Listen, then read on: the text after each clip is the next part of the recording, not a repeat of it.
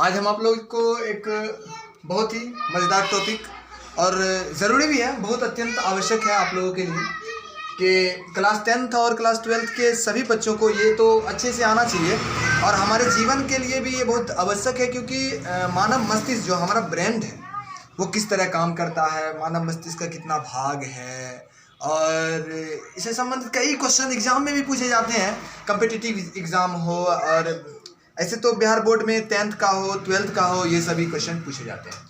तो आज हम बहुत ही इंपॉर्टेंट टॉपिक पे बात कर रहे हैं, मानव मस्तिष्क। मानव मस्तिष्क जो है ये हमारे शरीर का सबसे महत्वपूर्ण अंग होता है और सबसे ज़्यादा इम्पोर्टेंट इसलिए भी है क्योंकि हमें सोचने समझने की शक्ति ये हमें मस्तिष्क ही देता है। तो मस्तिष्क के बारे में जानना सबके लिए ज़रूरी है। तो चलिए अंत तक वीडियो को देखते रहें और बहुत ही अच्छी तरीके से जानकारी आपको मिलेगा। तो चलिए मानव के मस्तिष्क के बारे में जानेंगे। तो मस्तिष्क मुख्यतः मस्तिष्क के तीन भाग होते हैं, 3 पार्ट में बांटा गया मस्तिष्क को। 3 पार्ट्स ऑफ ब्रेन, माइंड जो ह्यूमन ब्रेन है वो 3 पार्ट में बांटा गया है। पहला है अग्र मस्तिष्क, मध्य मस्तिष्क और पश्च मस्तिष्क। अग्र मस्तिष्क वो है जैसे यहाँ से देखिए अगला वाला भाग जो ये जो है ये आगे ये मस्तिष्क का अगला भाग होता है, और ये बीच वाला भाग हुआ, यहाँ से यहाँ तक ये बीच हुआ, यहाँ से ये कान से जो ऊपर ऐसे करके जाता है, ऐसे करके ये सब ये थोड़ा सा बीच वाला भाग हुआ। और ये जो है पश्च मस्तिष्क वो मेरा पिछला हिस्सा हुआ मस्तिष्क का, ये पीछे वाला हिस्सा ये पश्च मस्तिष्क होता है। और मस्तिष्क में क्या होता है कि हमारे शरीर में जो मस्तिष्क है वो मस्तिष्क 3 डिवाइड किया गया है। इसको हम लोग समझने के लिए 3 डिवाइड किए हैं, तो इसको समझते हैं। ये जो है ये अगला भाग जो ये थोड़ा टाइट है, ये इस पर थोड़ा सा लगेगा तो चोट लग सकता है, तो थोड़ा बर्दाश्त कर सकता है, ज़्यादा नहीं। लेकिन ये बीच में लगेगा तो इससे कम बर्दाश्त करेगा, और इधर लग गया तो गड़बड़े हो जाएगा। कारण है कि ये जो है पिछला दिमाग होता है, और पिछला दिमाग छोटा भी माना जाता है और ये बहुत इम्पोर्टेंट है। यहाँ पे चोट नहीं लगना चाहिए। हमारे शरीर को समन्वय स्थापित करने के लिए सबसे इम्पोर्टेंट होता है ये पिछला हिस्सा। तो इस पे कोई मतलब बच्चा को मारते हैं रहे तो उससे क्या होता है कि उसका ब्रेन हैवरेज हो सकता है, पागल हो सकता है, और माइंड पे जब चोट लगता है तो बहुत ज़्यादा दिक्कत का। इसलिए आप सबसे गुजारिश है कि अपने छोटे छोटे भाई बहन को मारे सर पे कभी मत मारा कीजिए। और हाँ, आप लोग भी अगर मोटरसाइकिल चलाते होंगे तो मोटरसाइकिल पर चलाने से पहले तो हेलमेट जरूर रख लीजिएगा। कारण क्या है कि पुलिस देखते रहता है कि हेलमेट पहना कि नहीं, हेलमेट चेक करता है। अब हेलमेट चेक करता है, आपको अगर हेलमेट नहीं तो मारता है तो इससे वो आपका रक्षा कर रहा है। ये नहीं सोचिएगा कि वो हमको दुश्मन है, हमको देख रहा, क्योंकि आपका ही माइंड पे अगर चोट लग जाता है तो जानते हैं कि माइंड में जो कोशिका होता है, हम जानते हैं हमारे पूरे शरीर जो है सबसे छोटी छोटी सूक्ष्म कोशिका से बना होता है। अब हमारे पूरे शरीर कोशिका से बना है, लेकिन मस्तिष्क में जो कोशिका बना है वो कोशिका का फिर से निर्माण नहीं होता। जो बन गया बात खत्म। लेकिन हमारे शरीर में मान लो यहाँ पर कट गया तो फिर दवाई खाएंगे तो यहाँ वाला जख्म भर सकता है। लेकिन माइंड की अगर भीतरी हिस्सा में चोट लग गया तो उससे क्या होगा कि जख्म तो होगा लेकिन उसको ठीक करने के लिए कोई दवाई नहीं होगा। अर्थात क्यों, दवाई हमको थोड़ी ठीक नहीं करता, हमको तो मतलब मान लीजिए जख्म हो गया तो कोशिका निर्माण होगा, उसमें थोड़ा सा दवाई जो है सोचिएगा क्या कि मतलब यानी कोशिका निर्माण में बढ़ोतरी कर देते हैं तो छूट सकता है। लेकिन यहाँ कोशिका का निर्माण होगा नहीं, कोशिका विभाजन नहीं होगा, कोशिका मतलब एक दूसरे को बांटेगा नहीं तो जख्म तो छूटेगा नहीं, इसीलिए मर जाएगा आदमी। इसलिए मोटरसाइकिल पर बैठने से पहले या कोई भी काम हो तो उसमें थोड़ा सा सर को जरूर बचाइए। शरीर में चोट लग गया तो चलो कोई बात नहीं। अब देखते होंगे एक्सीडेंट होता है तो लड़का बाहर कितना का चोट होने लगता है, आप मर जाता तुरंत, कैसे न कैसे मर। तो उसको क्या होगा, माइंड के भीतरी हिस्सा में चोट जब लग गया तो सोचो वो लड़का खलास हो जाएगा। तो चलो हम लोग मस्तिष्क को जाने एकदम बेहतरीन पार्ट समझेंगे हमारे शरीर का, इसलिए थोड़ा मस्तिष्क पर भयंकर ध्यान दीजिए। तो हाँ, हम अगला वाला पढ़ते हैं। तो मान लिया जाए ये अग्र मस्तिष्क है। अग्र मस्तिष्क में जैसे कि कोई उधर से आएगा बांस लेके मारेगा तो थोड़ा बर्दाश्त कर सकता है, क्योंकि ये थोड़ा हार्ड है। इसको देखिएगा नहीं, हार्ड नहीं, ये हार्ड है तो ये तनी बर्दाश्त कर सकता है, एहो मारेगा तनी बर्दाश्त का, पीछे से मार दिया तो वही बेहोश होकर गिरी उड़ जाएगी। तो इसीलिए क्या कि ये थोड़ा हार्ड होता है, ये तो ई पर थोड़ा सा चोट वोट लगता है, तनी बर्दाश्त, आगे फूट उट भी जाता है तो तनी ठीक हो सकता है। लेकिन हाँ, एक भाग है ऊपर का वाला हिस्सा जो है मेन ढक ढक जो कर रहा है वो, तो उस पर चोट लगा तो वो चोट लगेगा तो उससे क्या होगा कि तनी मनी चलो भाई जख्म उखम होगा तो छूट जाए, अब तनी को और अंदर चोट लग गया तो चलो वो ठीक हो जाए। लेकिन उसके अंदर जो क्या भेजा में खोपड़ा में अंदर चोट लग गया ना अंदर, तो फिर गया वो क्या कोशिका का निर्माण तो होता नहीं। हाँ, तो अगला मस्तिष्क जो यहाँ से यहाँ तक भाग हिस्सा, उसमें देखिए क्या है, सेरिबरम। सेरिबरम को बुद्धि और चतुराई का केंद्र भी कहते हैं। बुद्धि और चतुराई का ऑब्जेक्टिव में कितना बड़ी क्वेश्चन में आया है, बिहार बोर्ड में क्लास 10th में आया, 12th में आया और अनेक कॉम्पिटिटिव एग्जाम में भी आता है।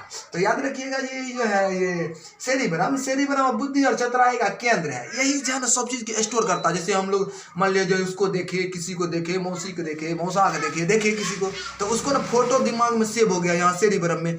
बाद में जैसे कि कोई मिल गया तो अच्छा अहाँ के तो हम पहचाने छो बोल देते हैं ना। कारण क्या है, कारण है कि हम उसका जो ना फोटो सेव हो गया मेरे ये सेरिबरम में। कोई भी चीज़ को सेरिबरम सेट कर लेता है तो सेरिबरम, इसका मतलब ये समझ लीजिए कि जैसे मेमोरी लगाते हैं मोबाइल में, मोबाइल के पास भी मेमोरी होता है, तो वो मेरा मेन मेमोरी है सेरिबरम। इसलिए मस्तिष्क का सबसे बड़ा हिस्सा भी है और इसको लोग तो पर मस्तिष्क के भी नाम से जानते हैं। कौन मस्तिष्क?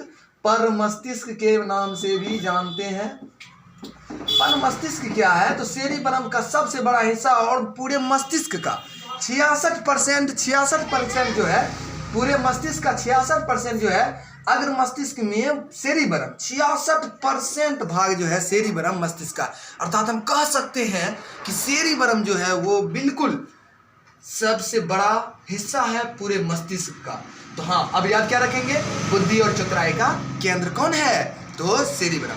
हाँ, अब देखिए मतलब बूढ़ पुराना आदमी है किसी को, तो वो आप जाइएगा उसको प्रणाम कीजिएगा या सलाम कीजिएगा तो वो आपको कह रहे बबू तू कितना बैठे रे, तो वो तुमको पहचान नहीं पाएगा। कारण है कि उसका सेरिबरम अब कमजोर हो गया, वो तो मतलब बहुत चीज भूलिए गया। अब बूढ़ पुराना आदमी को देखिए, आज तो लड़का बाहर में भी देखते हैं, मोबाइल पर भर दिन ऐसे देखते रहता है और कोनो चीज को रख दिया भूल जाता है। कारण है सेरिबरम ना कमजोर हो गया, सेरिबरम में शक्ति होता है। इसको थोड़ा बेस्ट मत क्या कीजिए, सेरिबरम पे बहुत ध्यान दीजिए। मजबूत करने के लिए पौष्टिक पुष्टिक आहार कीजिए जो माइंड को अपना एब्जॉर्ब करके रखे सेरिबरम को। तो चलिए, सेरिबरम बहुत जरूरी है हमारे शरीर के लिए, इसको मजबूत करना जरूरी है, इसलिए अच्छा पौष्टिक आहार खाइए। हाँ, तब ये हो गया बुद्धि का केंद्र, चतुराई का केंद्र हो गया। और ये 66% मस्तिष्क का हिस्सा, पूरे मस्तिष्क का सबसे बड़ा हिस्सा, मतलब ये 66% यही अकेला होता है।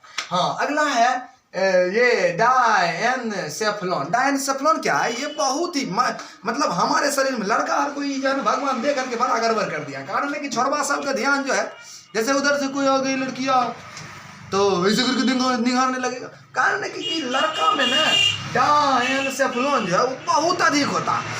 मतलब इधर मान लो कि काटी और ठोक रहा है और उधर से एगो अगर गुजरी तो बस कांटी इधर ठोकिए रहा, अब इधर देखो बाप रे ऐसे करेगा, इधर हाथों पर चोट लगा रहे। छोड़वा सबका नहीं बहुत होता, लेकिन लड़कियां का नहीं होता। लड़कियां तो घास उस काटते रहेगी खेत में, उधर से सलमानो खान गुजर जाएगा ना, तो लड़कियों को उतना चिंता फिक्र नहीं होता। लेकिन छोड़वा मतलब बहुत एक्सेसिव होता है और किसी को बस हाँ देखो कि सुंदर तनी सुंदर हो गया बाप रे।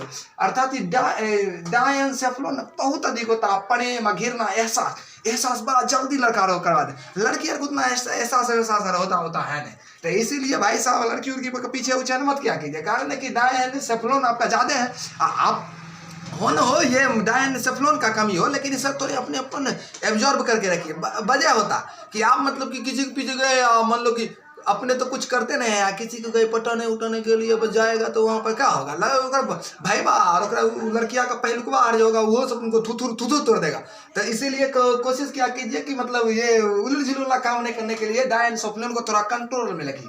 तो याद रखिएगा क्वेश्चन रह सकता है कि प्रेम घिरना और एहसास को मतलब कौन ज्यादा एब्जॉर्ब करता है, तो डायनसेफ्लॉन याद रखिएगा। नेक्स्ट है अगला जो टॉपिक है वो है मध्य मस्तिष्क। मध्य मस्तिष्क क्या है, जैसे मान लीजिए हम आंख से देखें तो देखे तो आंख में थोड़ी मतलब कि सब कुछ वो हो जाए।